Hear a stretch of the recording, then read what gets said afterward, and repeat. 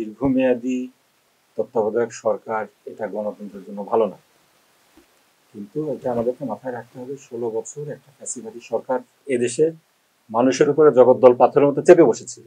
শুধু তাই না, তারা একে একে সমস্ত প্রতিষ্ঠানগুলি ধ্বংস করেছে। আপনাকে এই প্রতিষ্ঠানগুলা পুনর্নির্মাণ ছাড়া আপনি কিভাবে ইলেকশন করবেন? ইলেকশন তো করতে পারবেন।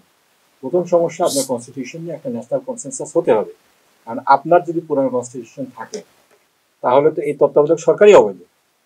পরবর্তীতে এই তত্ত্বাবধায়ক সরকারের আন্ডারে যে গভর্নমেন্টটা আসবে নির্বাচিত হয়ে তারাও অবৈধ হবে। এই সংবিধানকে আপনার খায়রুল হক সহ এই বিচারকরা আর এই ফ্যাসিবাদী সরকাররা মিলে এমন একটা জগাখিচুড়ি বানায় ফেলছে, আপনার সংবিধানের এই বেসিক যে মৌলিক কাঠামো আছে তার মধ্যে আছে হলো এই নির্বাচিত গভর্নমেন্ট থাকতে হবে। নির্বাচিত গভর্নমেন্টকে যারা হটাবে তারা দেশে তাদের ক্যাপিটাল পানিশমেন্ট তাদের জন্য, এই সমস্ত বিষয়গুলো আবার ফিরে আসতে পারে এই সংবিধান থাকলে।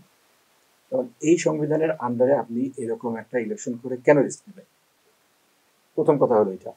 দ্বিতীয়ত, আপনার এই রাষ্ট্রীয় যন্ত্রগুলো রয়েছে, পুলিশ কাজ করছে না, আর্মি নামানো হচ্ছে, আর্মিও সেভাবে কাজ করছে না। আপনি এতগুলা সেন্টার ভোট কেন্দ্র পাহারা দেবেন কিভাবে? এখানে তো দেখা যাবে যে জোরজার মূল্য পার হয়ে যাচ্ছে।